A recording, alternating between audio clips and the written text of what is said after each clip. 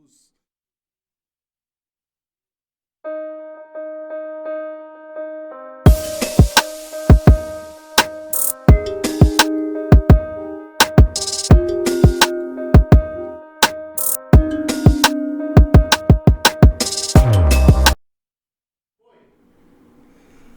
Olá, bem-vindos a um novo episódio do Escadas para o Sucesso, aonde você sobe na vida degrau por degrau.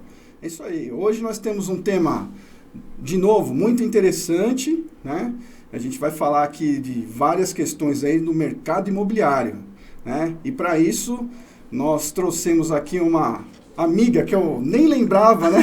Que ela me atendeu há muito tempo atrás, num plantão, e hoje ela é professora e ela é uma arquiteta aí com 20 anos de experiência. Então vamos lá. Fernanda Almeida, né? Então ela é nossa convidada aqui, ela é casada, ela não tem filhos, nascida e criada em São Paulo, ela é arquiteta, coordenadora e gestora de projetos imobiliários e mestre em planejamento da habitação, né? Então, uma empreendedora que eu quero que ela seja muito bem-vinda. Mas antes disso eu quero falar aquela frase, né? Quero agradecer a Deus e a Jesus, porque Jesus Cristo é que nos leva a Deus, né? E essa é a escada que eu tenho fé e que eu acredito que nos colocou aqui hoje, né? Então, muito boa noite. Boa noite. Seja muito bem-vinda, Fernanda. E eu quero que você, a partir de agora, domine aqui o podcast e fale da sua história, por favor. Primeiramente, queria agradecer a oportunidade de abrir esse espaço aqui para a gente falar um pouquinho, né, sobre o empreendedorismo na área do mercado imobiliário. Como foi essa trajetória durante 20 anos, né? Eu comecei a trabalhar em 2006 e comecei a estudar um pouquinho antes, a gente estava falando, eu comecei a estudar em 2004, eu fazia o ensino médio, junto com um técnico, então minha vida começou bem corrida aos 16 anos. Nossa. Hoje eu tenho 37, então foi bem corrida mesmo. Foram 21 anos de muito, muito trabalho aí. Trabalho, muito esforço, né? Muito esforço. Você subiu vários degraus, hein? Pela sua história fantástica, né? Que legal. E, enfim, né? E como que foi esse processo, né? No começo da carreira, como que... Bom... Pode contar a sua história da forma que você desejar, por favor. Bom, vou começar como eu escolhi ser Claro, arquiteta. Claro. Eu fiz uma planilha e eu pus alguns critérios e alguns valores que eu não abri a mão. Essa você não sabia, não tinha ainda te contado. Essa você não sabia. Eu montei uma planilha no Excel, colocando alguns critérios e pesos de alguns valores que eu não abri a mão. E assim eu fui chegando e entendendo qual que era a minha vocação. Não fiz teste vocacional, eu não tinha ainda muito essa questão na escola, na faculdade. Eu estudava em colégio público, então menos ainda tinha acesso a essa informação, né? E eu queria trabalhar... Primeiro, sem trabalhar de final de semana. E aí eu me enganei, é mentira isso. A gente trabalha de final de semana. Errei nesse critério. Segundo, eu queria trabalhar com pessoas felizes, realizar sonhos. Eu nunca me vi numa área da medicina, a minha família é da área médica, da área da enfermagem, e eu nunca me vi presa num lugar só. Então, Sim. Quando eu comecei a elencar as características que eu tinha como pessoa, para entender como que eu ia me comportar no mercado de trabalho, isso eu tinha 16 anos. Uma jovem, muitas vezes a gente nem sabe o que a gente quer, né? Pois é. E aí é a época que o pessoal, você está no segundo ano do ensino médio, o pessoal começa, e aí? Que você já sabe o que você vai fazer de faculdade? Ano que vem tem vestibular, e aí? E nisso eu decidi, através de uma professora do colégio, prestar vestibulinho na época. Eu prestei federal, prestei FGV, que é a Fundação Getúlio Vargas da ET, né, que hoje é a escola técnica, e prestei o Liceu de Artes e Ofícios de São Paulo. E aí eu entrei no liceu, fazia o ensino médio de manhã, fazia liceu à tarde. Nesse processo, saí do colégio público, fui para um colégio particular como bolsista, Consegui a bolsa. Também foi uma professora do colégio público, a professora Eliane, que me direcionou, foi me dando o caminho das pedras, de como fazer cursinho, como entrar e tal. E eu entrei no liceu em 2004. E aí foi onde minha carreira começou, de fato, né? O meu primeiro contato com a construção civil foi ali desenhando na prancheta. Hoje todo mundo fala do BIM, do 3D. Eu usava talco porque minha mão sua muito, então fica uma dica aí para quem tem a mão que sua e é canhoto. Eu sou canhota, então Olha eu desenhava a mão e o grafite vinha borrando, né? Então eu tinha que usar talco. Então todos os meus trabalhos eram bem cheirosos de talco. Olha só, que legal. É verdade, é uma dica boa essa. Então, para fazer os desenhos à mão, eu jogava talco, entregava para os professores e assim eu me formei no técnico. E nesse meio do caminho, prestei vestibular, entrei na faculdade de engenharia. Coincidentemente, conheci meu marido no trote, hoje meu atual marido. Olha só, que legal. Em 2006, isso, né? Porque o técnico foi 2004, 2006. Conheci meu marido no trote da faculdade. E eu fiz em faculdade de engenharia de 2006, 2007, tive que interromper umas questões familiares, tudo. E no começo do estágio, no começo da faculdade, eu entrei na Cyrela, que é uma grande incorporadora. Uma mega incorporadora, que foi onde a gente se conheceu, né? Eu fiz uma obra da Cyrela, que é o apartamento que você conheceu, onde a gente se conheceu estou falando de 2000, quase 20 anos atrás, a gente vai se encontrar hoje. Pois é. E aí eu fiquei nessa construtora, nisso eu fui desenvolvendo, fui para outras construtoras como estagiária. Nesse período eu fiquei quase 10 anos trabalhando no canteiro de obras, vendo como o negócio acontecia ali, entendendo o que era o projeto versus a execução. E nesse processo, em 2008, eu descobri que eu não queria ser engenheira. Aí lá vai eu contar para minha mãe que ela tinha pago 2 anos de faculdade, mas que não era o que eu queria. Que eu estava errada na minha planilha, que eu tinha feito lá atrás. E aí eu decidi ser arquiteta, e eu realmente me descobri na arquitetura, eu sou completamente apaixonada. O meu problema com o desenho continuou, então os meus trabalhos eram trabalhos cheirosos na faculdade, porque ainda se entregava no papel manteiga, ali a prancheta, a mão, régua T. A gente estava conversando sobre isso, né? Escalímetro, compasso, esquadro. Né? Concordância de curvas, meu Deus, Nossa, né? Você lembra disso? Você teve que desenhar bastante. Usei bastante também. Bolômetro. Bolômetro. Quem teve bolômetro? Como é curvas francesas? Curvas francesas. Mata-gato. Nossa, a gente consegue fazer um vocabulário aqui. Só quem trabalhou nessa época para conhecer. E foi uma época boa, porque eu acredito que o papel, Aldo, ele traz a materialização do seu raciocínio, do seu criativo. Pois é. Né? Materializa sonhos. Você materializa sonhos através do projeto. E quando eu decidi fazer arquitetura, foi isso que eu entendi. E foi isso que me motivou a subir a todos esses degraus que você comentou, todas essas etapas da vida, me fez chegar até aqui exatamente por isso. Porque eu entendi que era o que eu queria fazer. É o que eu amava. É o que eu amo fazer. Nossa, quando a gente encontra isso, é uma maravilha. Seu olho até brilha. Brilha, você porque fala para mim não é um trabalho. Para mim é um prazer. É um prazer, né? É um prazer. É um prazer na obra, é um prazer estar em contato com a equipe do canteiro, é um prazer estar em contato com a equipe de projeto, parar para pensar como que vai ser aquele espaço, como que vai ser aquele acesso, quem que vai morar ali. E eu sempre falo, não existe problema grande quando você traz ele para a escala humana. Né? Porque eu hoje trabalho no mercado imobiliário, eu trabalho com empreendimentos de 5, 6, 7, 8 torres, com loteamento de 900 lotes. Então, assim... Nossa, imagino... Você perde a escala. Perde. Quando você olha um empreendimento dessa proporção, você fala, nossa, quanto problema. E, na verdade, não. É só você trazer aquele problema para a escala humana e nunca esquecer que o ser humano está no centro do espaço, no centro de tudo. Perfeito. Né? De tudo, não sobre o aspecto do universo, mas do uso do espaço. Né? Então, e o arquiteto, ele tem esse papel. Ele precisa entender esse papel.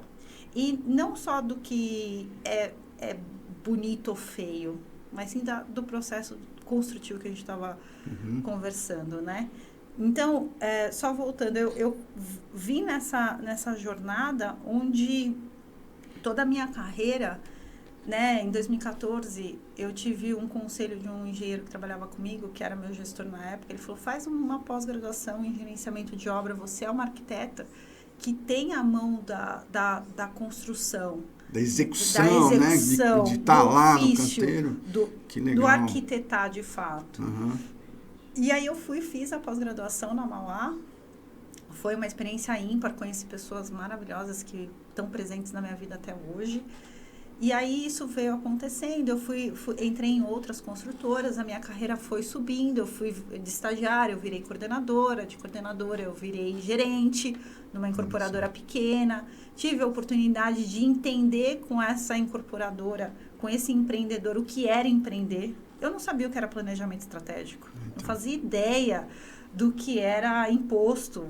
Não sabia. Principalmente imposto. Não fazia ideia do que era a taxa Selic. Né? E quando você começa a olhar e está rodeado de pessoas que têm esse pensamento empreendedor, naturalmente você consegue absorver aquilo e ver se aquilo serve para você, que foi o que aconteceu comigo. Né? E há 2 anos atrás, eu assumi a área de uma grande construtora, tinha mais de 50 SPS, né, que é a Sociedade de Propósito Específico, que eu cuidava, mais de 50 empreendimentos. Tinha uma equipe de arquitetos, administradores, enfim, né, ali assistentes, que chegava a 14 pessoas, se não me engano, na época 13 pessoas, então era um volume de trabalho muito grande.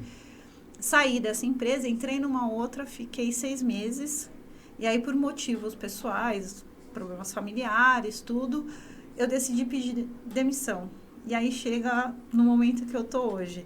E nesse meio do caminho, em 2016, só pra gente voltar um pouquinho, pra vocês entenderem, até porque eu sou professora, eu entrei no mestrado, no IPT, ali no campus da USP, para fazer planejamento da habitação, porque eu queria ser professora. Nossa, porque eu entendia que o que eu estava vendo, que eu vivi na obra, que eu vivi nos projetos, precisava ser multiplicado, né? E como é um assunto que eu gosto muito, né, tá dentro da minha essência como pessoa, eu falo que arquiteto, ele não é arquiteto, ele nasce arquiteto. Ele nasce, verdade. Ele nasce arquiteto, né, porque mesmo que você não faça a faculdade de arquitetura, se você tiver interesse do tema, da área, você é um arquiteto. Tem muitos arquitetos, inclusive, que não são formados em arquitetura, né, tem muitos arquitetos que são famosos e não são formados em arquitetura. Se eu não me engano, Mies van der Rohe, esse, tá? Mies van der Rohe. Tem alguns, né? Mies van der Rohe é um grande arquiteto que não tem a formação de arquiteto, né? Então eu acredito muito que o arquiteto ele tem um dom, porque você está lidando com sonhos, você está lidando com espaço, você está lidando com pessoas, né? E quem não tem o sonho de ter a casa própria, o próprio escritório, a própria loja, fazer aquilo para fazer um imóvel para alocação, para fazer uma renda para a família, quem não tem esse desejo? Pois é. Né? Ainda mais aqui no Brasil. Mas aqui no Brasil, né, com toda essa loucura que a gente tem aí desse mercado, todo esse movimento aí que as pessoas acabam confiando em outras coisas, né, só na parte política e tal, e uma série de outras coisas, mercado financeiro, e aí se esquece que isso é um fator, vamos supor, de evolução e construção de uma nação, né? Tem que ter gente qualificada, né? Tem que ter mão de obra especializada, né? E aí, nesse sentido, Nanda, eu queria te fazer aquela pergunta, né? Você fala que você está agora nessa questão aí dos projetos imobiliários, né? E assim, quais são, né, as habilidades, né? E os conhecimentos que as pessoas têm que ter, né? Porque o mercado imobiliário agora em São Paulo, eu percebo o seguinte, que está naquele boom gigantesco, né? Então, quando a gente fala de empreendedorismo aí e tudo, você vê que as construtoras que cresceram, que se disparam aí, toda hora você vê nomes diferentes, né? E, enfim, aí eu queria, né, ter essa visão sua, né? Você como professora, né, da acadêmica e com essa bagagem aí de 20 anos, né? Bom, vamos lá. Quando eu saí da construtora que eu pedi a demissão, eu resolvi empreender no mercado imobiliário. Eu já vivo desse mercado há 20 anos, né? E hoje eu entendi que algumas habilidades que a gente precisa desenvolver nesse processo, eu acho que a principal, e não só no mercado, eu acho que eu nem deixaria restrito ao mercado imobiliário, mas eu acho que isso vale para qualquer profissão, é a comunicação. Se você tiver uma comunicação assertiva e não agressiva, você vai a lugares que você nunca imaginou aí. Pois é. Porque se você tem gentileza ao falar e coragem, ou seja, ética, a verdade, você vai a lugares com pessoas, as pessoas te levam, a energia vem, o negócio desenrola de tal forma que muitas vezes é tão empírico que você não consegue nem explicar. Então, eu acho que a comunicação, ela é o segredo. E, de forma muito abrangente, a negociação. Negociação. Porque tudo você negocia. Você negocia o seu tempo, você negocia o seu preço, você negocia a solução técnica, você negocia o valor do terreno, você negocia o valor do projeto, você negocia o material da fachada, a cor da parede, do fittings. A todo momento, o gestor de projetos, ele está fazendo negociações e concessões. Porque eu sempre falo que uma boa negociação é quando você tem a questão equilibrada. Pois é. Porque se não é equilibrado, não é negociação, é exploração. Você está, né? Você está persuadindo a pessoa, você está convencendo ela para o seu lado, né? E aí, muitas vezes, não é aquilo que ele queria. E passa a ser uma exploração. Porque a pessoa, muitas vezes, não tem todas as informações, por isso a comunicação clara. Muitas vezes, a pessoa não está preparada para ouvir aquilo, por isso a comunicação assertiva e não violenta. Então, quando você está num mercado onde é propício o estresse e a comunicação ser uma comunicação mais agressiva, porque muitas vezes as pessoas acham que no canteiro você precisa ter uma comunicação mais agressiva, porque você está conversando com uma pessoa que muitas vezes não tem escolaridade. Então, eu entendo que se você tratar, né, trazer todos para um patamar de respeito com uma comunicação assertiva, não tem como dar errado. Você cria uma equipe, você é o verdadeiro espírito equipe. Da equipe, né? Exato. Humana, né? Que você está... Exato. Isso é maravilhoso. E quando você fala de negociação, né? Principalmente a negociação do tempo, porque o mercado imobiliário, tudo é para ontem. Até o negócio virar, não tem pressa. Porque você não sabe para colocar o dinheiro, como é que você vai colocar dinheiro numa coisa que você não sabe se vai para frente. Então, até você ter ali o terreno, o negócio de fato ser seu, você conseguir consolidar com os investidores, amarrar todos os players dentro do processo, ok, você até tem um tempo para fazer isso, né? Até normal, porque são pessoas que estão envolvidas em processo de tomada de decisão. A partir do momento que você viabilizou o empreendimento, que você tomou a decisão que aquilo vai para frente, tudo virou para ontem, porque tudo vira dinheiro no tempo. Então, a principal negociação que você tem que aprender no mercado imobiliário é entender o fluxo do dinheiro, a origem do dinheiro, da onde vem esse dinheiro e para onde esse dinheiro vai. E muitas vezes as pessoas acreditam que o mercado imobiliário é só compra e venda de unidade. E não é. Você tem um mercado do segundo setor da economia enorme por trás. Como, né, por exemplo, você tem aí a questão de grandes empresas como uma Gerdau, como uma ArcelorMittal, o grupo Saint-Gobain, enfim, que é do setor industrial, mas que atende o setor do mercado da construção civil. Então, a construção civil, ela não se resume a compra e venda de apartamento. Ela atende o mercado financeiro, que é de onde vem o dinheiro, que muitas vezes vem de banco, de fundos, de investidores. Então, a construção civil ela é um hub de geração de negócios muito grande, porque você pega a questão fabril, a questão do mercado financeiro, você traz a questão do consumidor final, você traz a questão do patrimônio, de um gestor de patrimônio, você traz a área técnica da engenharia, da arquitetura, que aí você tem um terceiro setor ali da economia, que é o setor de serviço gigantesco, né? Um leque de possibilidades. Eu tenho empreendimentos hoje no escritório que tem 52 profissionais, 52 escritórios trabalhando para que aquele prédio fique de pé. Entre consultor de acústica, consultor de térmico lumínico, consultor de norma de desempenho, projetista de estrutura, projetista de hidráulica, projetista de estrutura metálica, projetista de arquitetura, de paisagismo, de decoração. E se eu ficar falando aqui, tem mais 50. Nossa, então. Aí, então, eu imagino, eu tô aqui viajando aqui, né? Mas assim, ó, você vê que dinamismo e quantas áreas que estão envolvidas e quantas pessoas e quantas, né? Mas assim, ó, uma das problemáticas, até que eu trabalhava com a minha início de carreira, foi assim, trabalhei em projetos de indústrias. E para fazer a compatibilização de projetos naquela época, já era complicado. Na prancheta. Na prancheta. Mas você tinha uma vantagem. Os projetistas provavelmente, na sua grande maioria, estavam juntos. E era uma quantidade menor de especialidades. Hoje, o nosso maior problema é que cada um está no seu lugar. A tecnologia veio para auxiliar nessa pulverização, porque o projetista de hidráulica e de elétrica muitas vezes nem ficam no mesmo escritório. Um é um escritório, o outro é outro. O de arquitetura e paisagismo não é o mesmo escritório, não é a mesma equipe, não é o mesmo dono, não é o mesmo empreendedor. Nessa época que você está trazendo, você tinha uma equipe de arquitetos e engenheiros que ficavam no mesmo escritório. E a comunicação, ela era mais assertiva. Era assertiva, porque assim, um estava do lado do outro e tal, aí faziam-se reuniões, né? Mas mesmo assim, saía bastante coisa. Olha, eu sempre falo o seguinte, não existe projeto que não dê para melhorar e que não tenha nenhum problema de compatibilidade. Não existe. Não existe, com certeza. Porque sempre dá para melhorar, e sempre pode passar algo na compatibilização.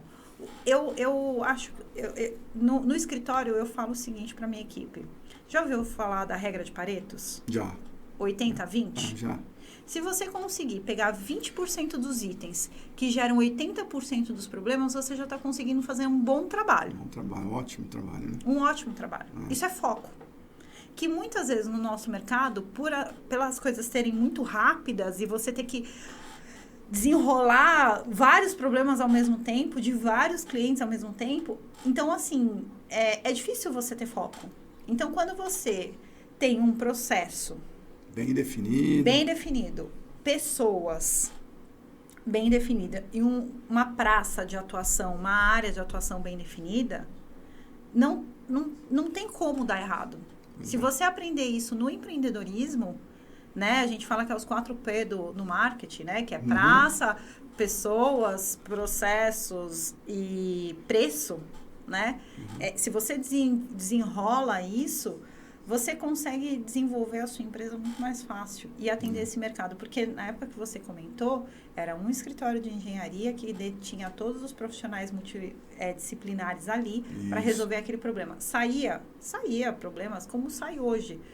Hoje você tem a pulverização, cada um está num canto, muitas vezes nem no Brasil está. Eu recentemente estava com um projeto que o arquiteto estava na França. Então, e ele estava desenvolvendo um projeto aqui. Ele estava lá na França desenhando. A tecnologia permitiu isso, Permitiu agora. Permite. Ainda mais com o uso do BIM, né? Que é a modelagem da informação na construção. Você consegue, sim, operacionalizar isso e ter quase que uma informação ali de forma instantânea. Mas eu falo o seguinte, que o processo de coordenação e compatibilização, a gente pensa como 2 escopos. E, na verdade, não é. Eu gostaria de lançar aqui uma campanha para a gente falar sobre sincronização de projeto. Pois é, essa é a campanha que eu estou lançando. Como vereadora da construção civil. Você viu que eu brinco, pois né? Não, mas realmente a gente tem que chegar nessa... onde está a raiz do problema. Porque se você fala em sincronização, as duas atividades, elas se unem, porque o que é sincronizar? É fazer com que o negócio aconteça com as informações que você tem no ritmo. No ritmo, exatamente. Perceba o ritmo. No ritmo adequado do processo. Com isso, você otimiza dinheiro.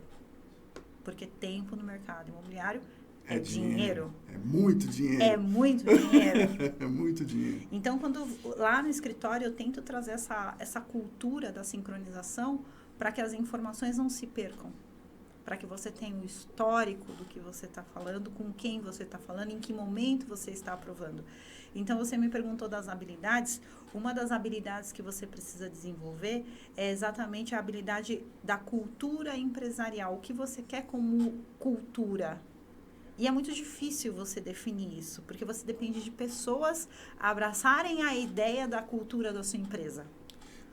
Elas olharem, você comunicar, né, de novo, a comunicação do seu propósito, né, e as pessoas têm que comprar essa ideia, porque se não compra, não funciona.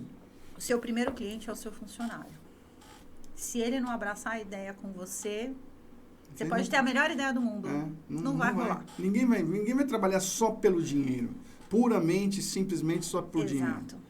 Às vezes a pessoa prefere ganhar menos e trabalhar num lugar mais legal, ter mais qualidade de vida, ter mais flexibilidade, ter mais sinergia e propósito, do que ganhar muito e muitas vezes não... Fica estressado e ela fala, nossa, isso para mim não vale a pena, para minha vida, para minha saúde. Né? Então, hoje, Aldo, eu falo muito que existem várias habilidades para você empreender, principalmente no mercado imobiliário, porque você tem habilidades comportamentais e habilidades técnicas. Né? Quando você vai para habilidades técnicas, eu falo que a inovação e a tecnologia, veja, não só a tecnologia no sentido de TI, de tecnologia da informação, mas a tecnologia construtiva. Exatamente. Porque hoje a gente está muito focado na tecnologia só digital, né? Do mundo digital. É muito legal, o mundo digital é muito legal, tem que ter. Veja, eu sou super a favor. Claro. Sou super a favor. No escritório, hoje, a gente usa inteligência artificial para várias questões. Eu treinei várias inteligências artificiais para fazer vários processos que antes eu demorava 3, 4, 5 dias para fazer. Então. Ata de reunião, eu tenho uma assistente que entra nas minhas reuniões, ela grava a reunião, ela faz o resumo, ela manda um e-mail, ela já me gera uma lista de tarefa no Notion, eu já disparo para minha equipe, e era uma coisa que antes eu tinha que fazer anotação no caderno, eu não prestava atenção no que estava acontecendo. Era na mão, às vezes a ligação, o telefone tocava, eu dispersava um pouco. O que foi dito? Aí você passa aquele carão, porque, né, aquele serão que você não prestou atenção no que a pessoa está falando.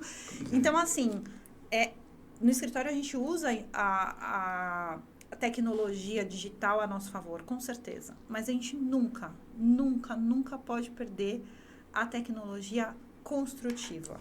A evolução da construção. Isso a gente não pode perder. Exatamente. A gente estava até, só abrindo um parênteses rapidinho aqui, por exemplo, né, a gente vê aqui pontes sendo impressas em aço, né, em aço inoxidável, né, em alguns países já. Sim. Aí você fala, mas está imprimindo? Tá. Estão fazendo... Bom, em casas nem se fala, que isso daí já virou... Tá normal, já virou uma coisa normal, né? Então, se a gente não tomar cuidado, daqui a pouco a gente vai ficar à mercê. Vai ficar para trás.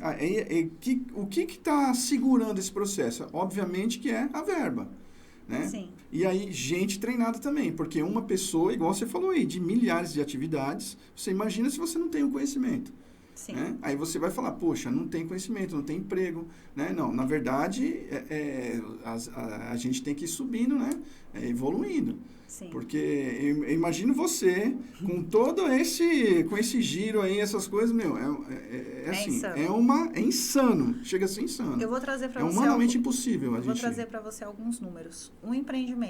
Imagina um empreendimento, um prédio, onde você tem aí de 4 a 6 apartamentos por andar, tá? Prédio normal em São Paulo, com 25, 26 andares, com 2, 3 subsolos. Então, é um prédio padrão. É só olhar para a imagem aqui, que você imaginou esse prédio. Um prédio como esse pode gerar mais de 1.500 pontos de interferência, de resolução num processo que você precisa resolver em 12 meses. De 12 a 16, 18 meses, dependendo do cronograma do projeto. Imagina a capacidade técnica que essa equipe tem que ter para resolver 1.500 itens.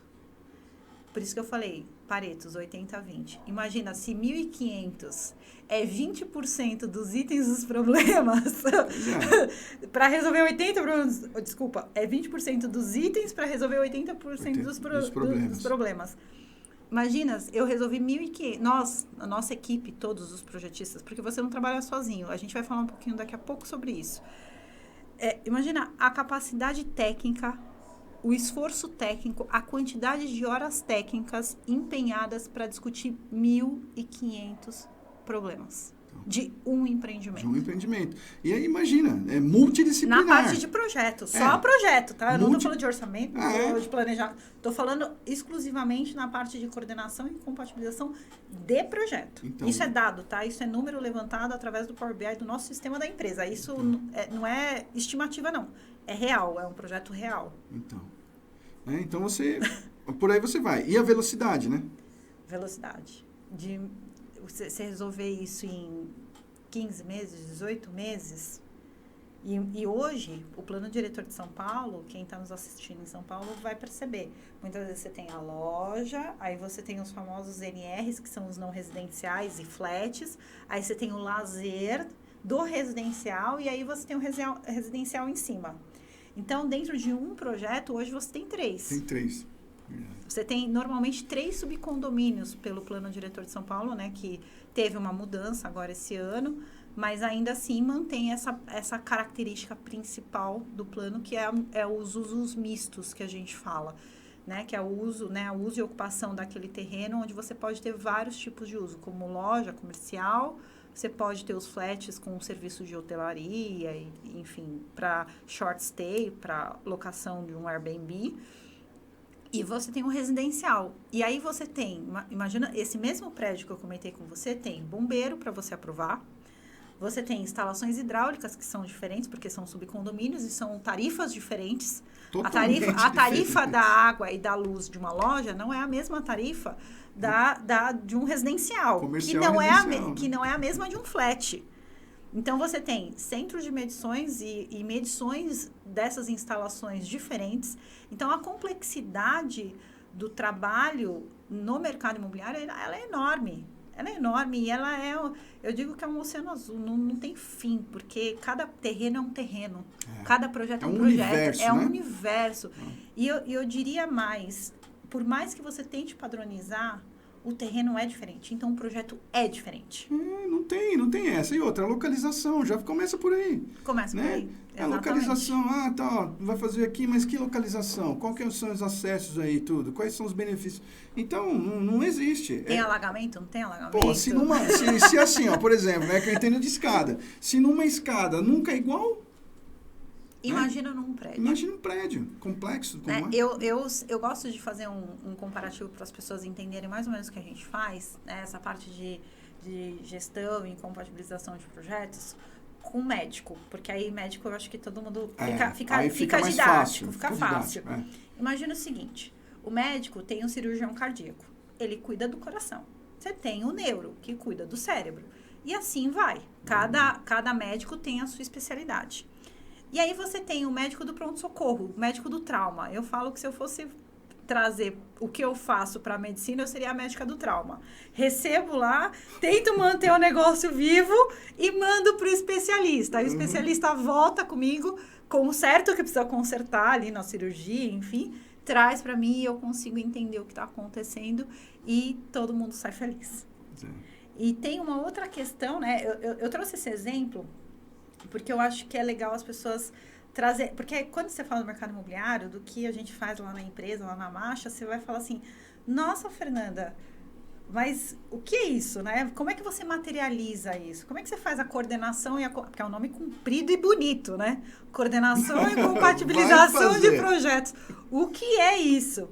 Basicamente, fazendo um paralelo com a medicina, a gente é aquele médico que precisa entender de tudo um pouco, mas não somos especialistas em nada, e temos que saber coordenar toda a equipe.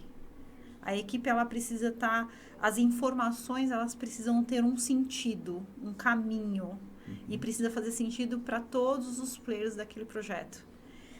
E o nosso escritório é responsável por fazer a gestão de todo esse caminho das informações, das soluções arquitetônicas e de engenharia, de todas as disciplinas, de todas as especialidades que tem num prédio. Então, é ar-condicionado, é bombeiro, é estrutura, é fundação, é contenção, é sondagem, terraplenagem, por aí vai. Vai de A a Z. A gente para, na verdade, no V, de vedações, ou ventilação natural. A gente para no V. Ainda não chegamos numa disciplina que passe do V, tá? Lá, pelo menos dentro do escritório, ainda, se alguém tiver aí alguma disciplina que passa da letra V do alfabeto, comenta, deixa um hashtag, o nome da disciplina, pra gente conseguir descobrir, porque realmente é impressionante a quantidade de especialistas. Por quê? Desse volume, né?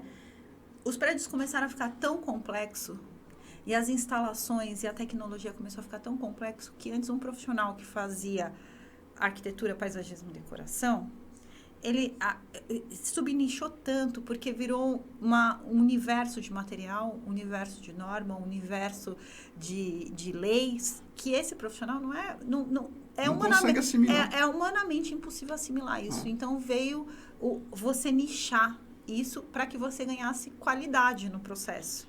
Só que quando você ganha qualidade no processo, quanto mais pessoas você tem, mais a diversidade de opinião você tem. Porque, no fundo, você está lidando com pessoas. Tudo se resume a pessoas. É as pessoas que vão morar, são as pessoas que estão fazendo, são as pessoas que estão projetando, são as pessoas que estão construindo. Então, todo mundo fala, mas você trabalha no mercado de exatas, você trabalha fazendo cálculo. Na arquitetura, porque a arquitetura não é exatas, gente, a arquitetura é humanas. Mas, né, muita gente confunde isso. Muita gente acredita que a arquitetura é exatas e não é. Apesar de a gente fazer cálculo, a gente faz cálculo de escada, a gente faz cálculo de rampa, mas é humano, porque a gente faz sempre para o humano ocupar aquele espaço. E todo terreno, todo espaço tem uma utilidade, mesmo que seja para ficar vazio. Ainda assim é uma função. É uma função, claro. Né? E quando a gente fala do empreendedorismo na área do mercado imobiliário, você perguntou de uma habilidade, né? De algumas habilidades. Eu vou trazer algumas aqui dentro de um contexto e dentro de alguns exemplos. Uma outra habilidade que você precisa ter é a habilidade de análise comportamental. Nossa, isso é... A questão comportamental. Por quê? Nem sempre o projetista que você está falando aqui no momento, ele está num bom dia. E às vezes ele pode sim te dar uma resposta mais atravessada. Às vezes ele pode nem estar prestando atenção no que você está falando e ele te liga depois de 2 dias perguntando o que era mesmo para eu revisar? Você tinha comentado alguma coisa sobre o desvio da ideia? O que era mesmo? Porque a pessoa muitas vezes, naquele momento que você falou com ela, não era propício para aquilo. Então, uma das habilidades... Aí a gente falou das habilidades técnicas, agora eu vou falar das habilidades comportamentais. Uma das habilidades comportamentais é a percepção da leitura da fisionomia, do comportamento, das expressões humanas. Então, quem estuda o comportamento humano e a neurociência, neste mercado, vai ter mais espaço de trabalho. Mesmo com toda a tecnologia que nós temos, tá? Mesmo usando inteligência artificial, usando o BIM, mesmo. Uma coisa não substitui a outra. Mesmo porque aquilo que você falou, né? Daqui a pouco você vai ter que sentar numa reunião e vai ter que cobrar a pessoa. Vai ter que cobrar. Tem jeito. Então, nunca se esqueça, gentileza e coragem. Pois é. É meio difícil ter as duas coisas na mesma situação. É uma habilidade que você precisa desenvolver. Né? E ainda muitas vezes assim, se ele acaba tendo que lidar com pessoas que assim, cara, eu tô aqui faço isso aqui há 50 anos. Sim. Aí vem um estagiário aqui, ó, e quer me ensinar a trabalhar? Mas às vezes tem que ensinar. É o momento. É o momento de Chegou. Aprender. E aí vem a outra habilidade, a humildade. O comportamento da humildade. Porque a humildade, ela precisa ser treinada. Saber ouvir, né? Saber ouvir. Saber engolir que você, errou, cara. Qual que é o problema? A escutativa. Eu costumo falar muito bem da escutativa, né? O que é a escutativa? É você, de fato, parar, ouvir o que a pessoa está dizendo. E filtrar, né? Filtrar, né? Entender o que é profissional e entender o que é emocional. Porque, às vezes, a pessoa está com a emoção ali e aquela emoção nem é para você. Ela está trazendo aquela emoção, mas aquela emoção não te pertence, não te cabe, não é para ti.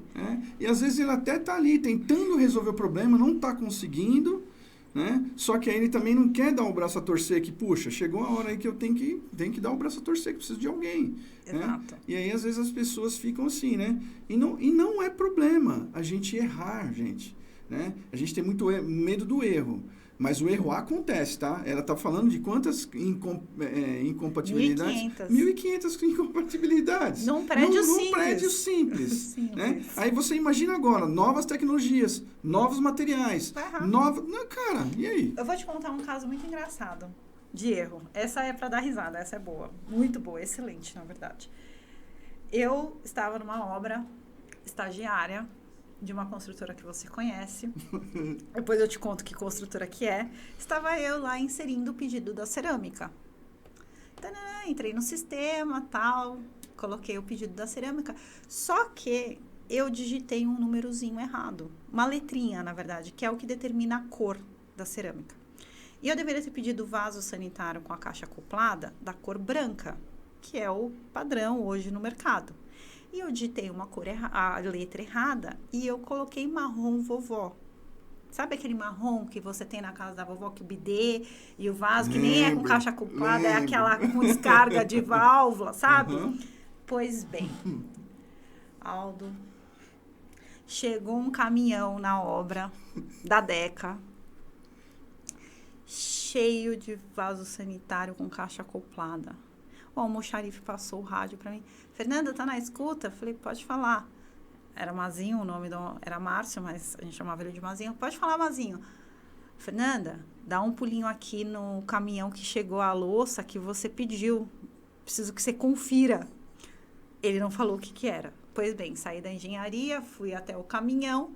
Quando ele abriu o caminhão, que eu olhei as bacias, todas da obra inteira. A gente está falando numa ordem de quase 572 bacias no empreendimento ali na Moca. Eu olhei e falei, meu Deus. A gente não sabe o que faz, né? Eu pedi todas as louças da obra errado. Eu pedi inteiro, era um contrato gigante. Eu pedi toda a louça de bacia errada. Ao invés de pedir branca, eu pedi marrom. Aí, mandamos voltar, o caminhão não recebemos. Liguei na Deca, liguei para suprimentos, falei com o meu chefe. Meu chefe falou, não, calma. Aí esse assunto se estendeu até a diretoria de obras. Foi eu, meu chefe, o meu gerente, tudo lá na diretoria. Eu fui a primeira a entrar, o diretor falou individualmente com cada um. E eu achei que eu ia ser mandada embora. Eu tinha certeza que eu ia ser mandada embora, porque eu fiz um erro absurdo. Eu troquei uma letra e ninguém percebeu. A Deca não percebeu, né? O fornecedor não percebeu, o diretor... Logística, a logística, nada. Ninguém percebeu que a construtora não comprava marrom, mas produziu... Deve ter essas bacias até hoje aí, numa casa de material de construção. Deve ter, porque tinha tanta bacia no caminhão que foi para revenda. Se vocês forem numa casa de material de construção, com certeza vocês vão encontrar uma bacia do meu pedido. Ficou marcado. Pois bem, qual foi a lição que eu aprendi disso? Com o diretor. O diretor olhou pra mim e falou assim, Fernanda, foi você que fez o pedido? Eu falei, fui. Coração, eu tava nervosa, suava, tava passando mal. Eu achei que eu ia perder meu emprego. Tinha certeza que eu ia aprender. Aí o diretor falou, tá bom. Então, obrigado, foi você que fez o pedido. Foi. Aí ele chamou meu chefe falou com ele, chamou o chefe do meu chefe, falou com ele. E no final da conversa, ele chamou todos na sala. E aí ele falou uma coisa pra mim, e eu nunca me esqueci disso. Ele falou assim, você errou, mas só erra aquele que faz. Poxa. Só erra aquele que faz. Trabalha. E o mais legal, você admitiu o seu erro. Então. A empresa tá do seu lado, porque você não fugiu. Você não inventou, você não omitiu. Quando você detectou o erro, você contou para o seu superior imediato e foi tomada as devidas providências. Você não teve medo de contar sobre o seu erro, você não disse que foi o colega, que não foi você não se omitiu diante da situação. E aí vem da coragem e a gentileza. Porque quando você tem essas duas coisas juntos no seu dia a dia, quando você tem um erro, você tem que ter coragem. Você tem que ter coragem. Tem que assumir. Você tem que assumir. Né? Isso é ético, isso é a verdade e é a integridade do profissional. E o nosso mercado, a gente sabe que é um mercado muito pequeno. Você encontra um, encontra o outro. Veja, a gente está aqui depois de 20 anos. Pois é. Você vê que coisa. Né? Então, assim, hoje, depois que eu ouvi essa frase, só erra aquele que faz. Quem trabalha. Só erra aquele que trabalha. Então, não tem problema errar. Então, só não... Tem uma youtuber, uma moça que fala, e eu gosto muito, e um outro rapaz também que fala na internet, que ele fala uma coisa que eu gosto bastante, só não vale resmungar. Só não pode resmungar. O resto... Vamos embora. Pode tudo. Você pode errar, você pode querer sair fora, só não vale resmungar. Eu acho ótimo. Quem foi o criador disso, parabéns. Eu estou aqui... trazendo, porque é uma verdade, né? Então, assim, quando você erra, não resmunga, não. Vai lá, assume seu erro. Você vai ficar chateado, claro, acontece. Se perdoe. Eu demorei um tempo para me perdoar. Então. Porque as outras pessoas, né, que são mais maduras muitas vezes do que você, já te perdoam. Agora, você precisa se perdoar. O auto-perdão no processo de trabalho, ele é importante. Que é uma outra habilidade comportamental. Você saber que você pode errar e praticar o perdão consigo mesmo. Exato. A autocobrança, ela é muito séria. Principalmente para o empreendedor, que acha que tem que ser polivalente, tem que estar onipresente, onipotente, e não é. Nós não somos assim, nós somos seres humanos. Ele quer ser Deus, quer ser nós Deus, somos seres humanos. É verdade. E a gente tem que entender o nosso tamanho no universo. E tá tudo bem errar. Tá tudo bem, verdade. Afinal de contas, estamos aqui para quê? Não é? Né? E sem os erros, você vai ser o quê? Né? Se a gente não tiver, né, degrauzinho por degrauzinho ali, se a gente não aconteceu o erro, você nunca fez nada. Para falar a verdade. Né? É só pegar essa frase ao contrário. Então, eu acredito. Um monte de coisas que aconteceram e tal, sabe? Não adianta se esconder. Não adianta, a gente tem que fazer. E tem muita coisa que acontece. Olha, o pessoal, se ele... Olha, uma outra questão de obras, né? Aí eu vou ser o segundo vereador aí. Gente, errou, assume, né? Troca ideia, não é feio, né? Se você não sabe também, você não é obrigado a saber tudo. Sim. Entendeu? Não é vergonha você falar assim, olha, eu não sei, eu nunca fiz isso. Vergonha é você falar, eu sei lá, e chega lá, você estragou o material do cliente, você deu prejuízo na obra, você atrasou todo o cronograma, aí... A habilidade, né? Porque foi o que eu disse, a humildade você consegue treinar ela. Então. É só você ter a percepção de onde você errou. É ficar vigilante diante disso. E ter a humildade de se perdoar, a humildade de pedir desculpa, a humildade de assumir e aprender com aquilo. Então, e tem uma questãozinha bem nesse assunto que é assim, ó, né? Por exemplo, a gente fala assim, tá faltando mão de obra. Mas, na verdade... Tá faltando, assim, gente que se compromete, né? Porque assim, ó, se você é aquele humano que está disposto, né? A evoluir e tudo mais, você aprende qualquer coisa. O técnico você aprende, né? Agora, o humano, como que você, né? Se a pessoa não quer, aí não tem jeito. O comprometimento é um outro comportamento. Né? Porque você está comprometido com o seu trabalho é algo que requer disciplina. Requer disciplina e resiliência. E as pessoas confundem disciplina com obrigação e resiliência com desordem, com confusão. Com confusão, exatamente. As pessoas confundem isso. E não é. Você ter comprometimento é você ter disciplina e resiliência ao mesmo tempo. Porque você está comprometido com aquilo, então você está disciplinado a dar resultados.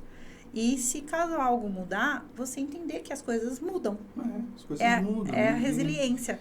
Então, a habilidade comportamental, algumas habilidades comportamentais que a gente precisa desenvolver, que é o que eu trouxe aqui, que é resiliência, trabalhar a humildade, a comunicação, a negociação. Olha quanta coisa a gente tem que desenvolver. E isso você só consegue nutrir, porque isso você não pode parar. Isso não é, você não tem fim. Não aprendeu e acabou. Aprendeu e acabou, não. Isso você tem que nutrir com conhecimento. Eu falo para meus amigos e meus alunos e meus clientes, enfim, que o network, a relação que você tem com o mercado, com os fornecedores, com os seus parceiros, ela te molda a essas habilidades. E aí você consegue otimizar teu tempo, porque você aprende duas coisas ao mesmo tempo. A parte técnica, porque você está conversando com um especialista que fabrica aquilo, que monta aquilo, que sabe a dor de como construir aquilo de fato. Que essa é a pegada. E você está praticando a escuta ativa. E você está praticando o relacionamento e seu posicionamento. A primeira parte da minha aula, quando eu estou na universidade, eu falo o seguinte: seja autêntico. É muito difícil você ser autêntico. As pessoas têm uma dificuldade tremenda porque elas têm medo do julgamento. Seja autêntico com o seu cliente, seja autêntico com os seus fornecedores. E tenha esses fornecedores, esses parceiros, esses clientes próximo a você. Crie a sua marca de comunicação. Crie como você quer se relacionar com eles. Crie um relacionamento. Deu vontade de tomar um café com o fornecedor? Liga para ele e fala, vamos tomar um café? Não tem problema nenhum. E não importa se o cara é o presidente da empresa ou se ele é o encarregado da operação. Não tem importância. Crie, fortaleça essa relação.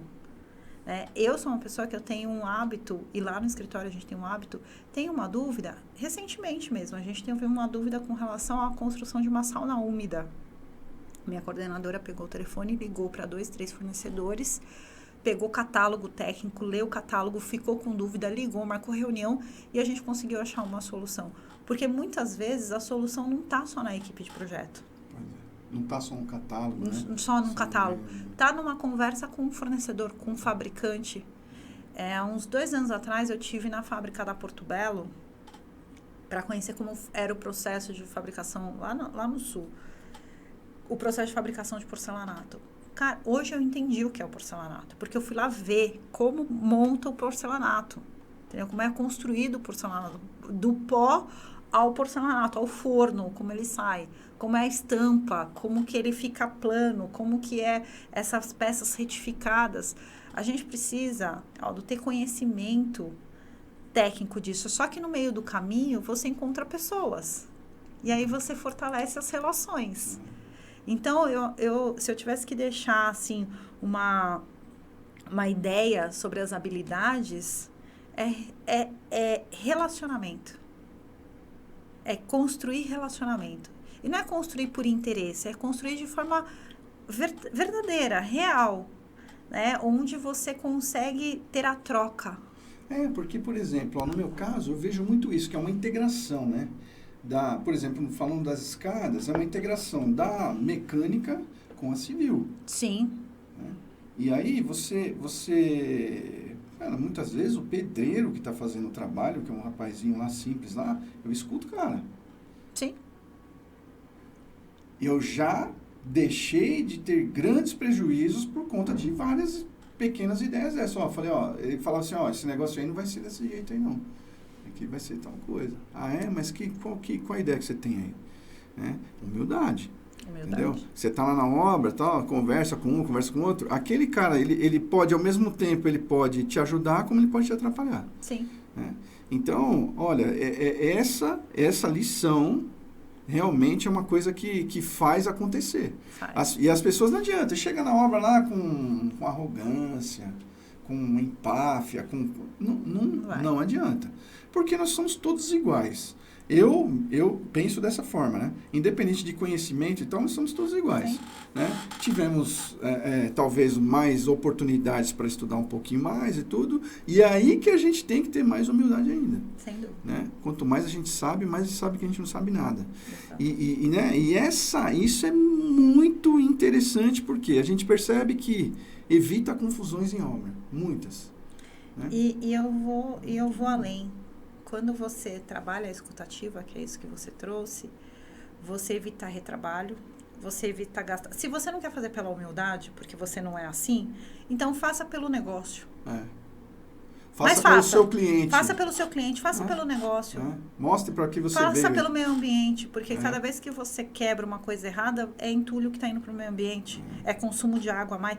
Se você não quer fazer porque você acha que, para que eu vou ser assim? Porque tem pessoas que podem estar nos ouvindo e não concordar com isso. E tudo bem, a gente respeita.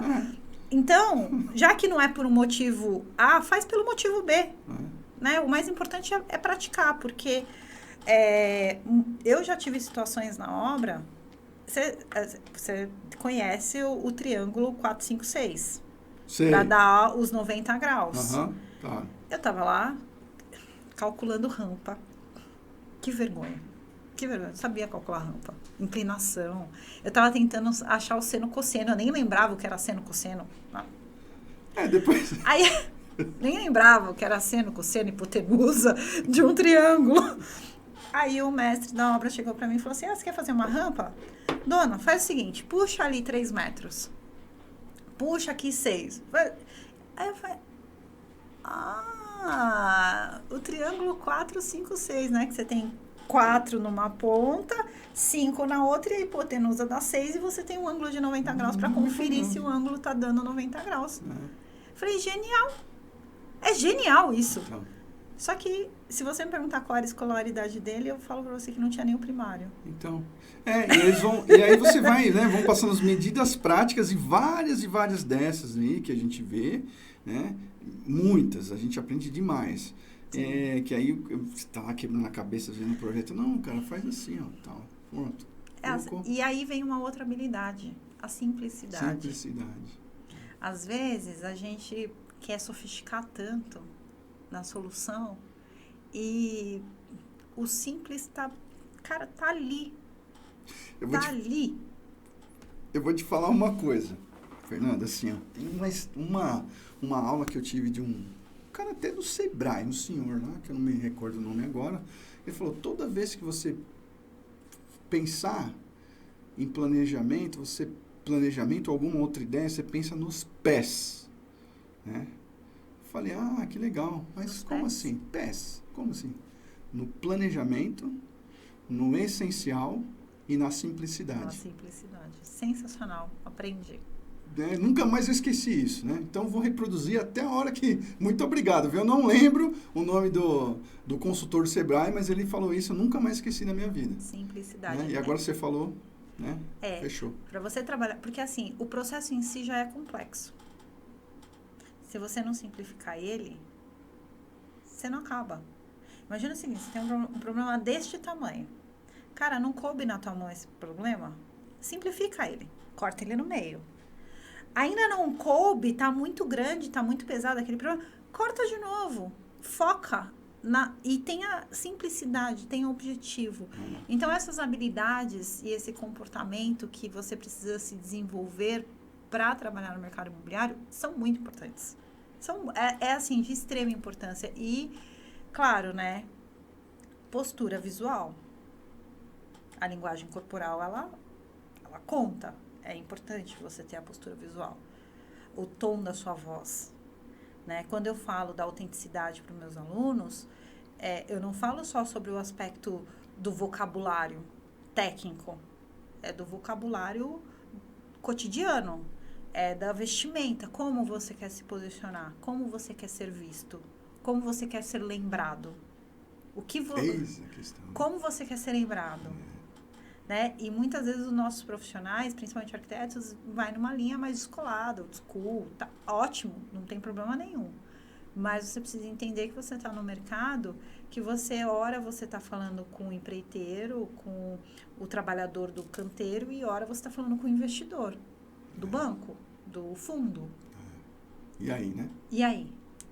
Como vai ser a sua linguagem corporal? A sua imagem diante disso? Então, são algumas habilidades que eu trouxe aqui para contribuir com o mercado e com as pessoas que desejam entrar nesse mercado, para que elas tenham um pouco mais de facilidade, até ver se elas têm aderência. Eu montei lá a minha planilhinha quando eu comecei, teve coisas que eu descobri que eu nem sabia que eu tinha aderência. E tem coisas que eu achei que eu tinha aderência e, na verdade, eu não tinha. Né? Então, as pessoas que estão adentrando no mercado imobiliário, no mercado da construção civil, na arquitetura, percebam que todas essas coisas que a gente comentou, não necessariamente ela é válida para um mercado específico. Você pode extrapolar isso para vários outros mercados. Vários outros mercados, exatamente. Muito bem. Fernanda, nós estamos chegando ao final do nosso programa, né? Do nosso podcast aqui. E o que acontece? Olha, é uma infinidade de coisas, a gente tem muito mais, né? Eu percebo aqui, ó, se a gente pudesse, né? Com certeza. Mas teremos outras vezes. Com certeza. O que acontece, ó, eu quero te agradecer imensamente para trazer o seu conhecimento aqui, né? Para nos brindar esse grande episódio, porque assim, ó, coisas que você contou pra gente que a gente não vê em qualquer lugar. Eu, por exemplo, tem coisas que eu não entendo do segmento e tudo mais, e você trouxe aqui pra gente, né? No nosso podcast, aqui simples, objetivo e que fala realmente a verdade, né? E assim, gente, a Fernanda é do mercado imobiliário, né? Tem algumas coisas que vão acontecer que eu não posso falar. Né? Logo mais. Mas ela subirá alguns degraus e depois ela vai vir contar aqui pra gente em algum desses próximos episódios, tá? Então, eu quero agradecer imensamente pela sua atenção, pelo seu carinho estar aqui, pela paciência também, tá certo? Porque são ideias realmente que vão agregar valor na nossa vida. Viu, Fernanda? Então, toda vez, por favor, eu quero que você venha novamente para nos, né, nos agradecer aqui. E eu quero desejar, né, sucesso para você, para sua equipe, para todos, para sua família. E que assim, você continue assim, brilhando, né? Que é muito bom aqui sentir essa energia, né? Verdadeira, né? Que seus olhos brilham assim e traz pra gente isso... Isso faz a gente crescer um pouquinho mais, tá? Sim. Então, eu realmente estou saindo melhor desse episódio do que eu entrei, com todo esse conhecimento, dessa bagagem, todo esse amor aí que parece que você transparece pra gente, viu? Obrigada. Então, gente, muito obrigado, então. Fiquem com Deus e até o próximo episódio. Muito obrigado e muito boa noite. Obrigada. Deus abençoe. Amém.